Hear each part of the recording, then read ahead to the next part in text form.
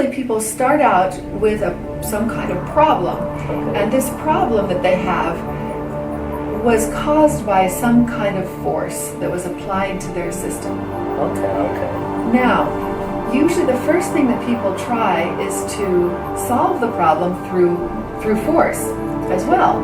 Okay. So through, like, for example, they're going to use willpower to get themselves, to make themselves do something differently or feel differently. Okay, so basically I have a question about this because I noticed like in the market, there are a lot of books on willpower. Actually, some books really encourage you to have a strong willpower to solve problems.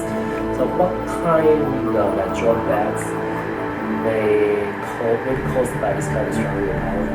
Yeah, that's a really good question, and a lot of people don't really consider that. Okay. So, yeah, using a strong willpower or, trying to have a breakthrough method, that kind of thing, those methods can actually work to solve the immediate problem. Sometimes, not always, but sometimes.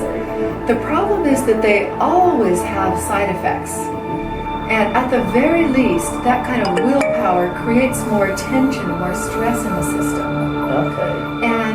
And sometimes even worse, sometimes actually having this tension and stress can even cause health problems or other kinds of issues in life.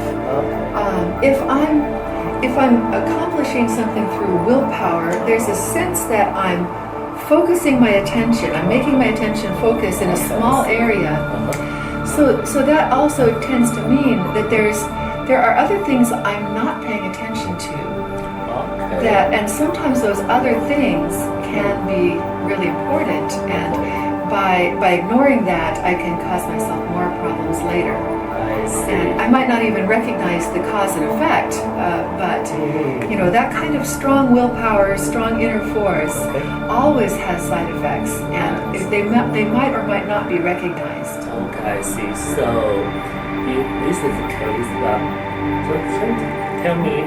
tell everyone more about it, about change. Basically, if the willpower, a strong willpower, is not the best solution for your daily life issues or even some kind of serious problems, then based on your own opinions, or maybe of course based on your long-term experiences with many different kinds, what kind of change will be more beneficial for most people?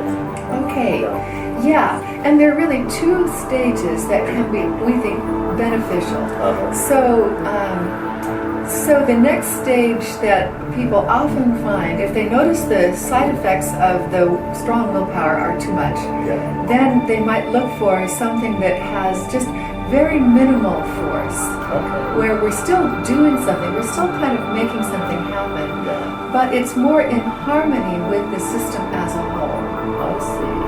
But there's still a sense of some effort that's going on, and most of NLP methods fall into this category. And these can be very useful, very beneficial, and there's really very, very minimal side effects to these that usually somebody would never notice. They really can help to solve problems. Okay, so, and also about what you say is basically most of the NLP techniques actually, I would say maybe they emphasize on the importance of harmony. Yes, we could call it that. And that is really a major key for why NLP is so effective as well. Because we're not working against ourselves, we're working in harmony with ourselves, with the whole picture of our lives. I see. Yeah, so that's where most of NLP falls, and it's already really great, and we recommend it. We use it with clients. It's really good. Okay.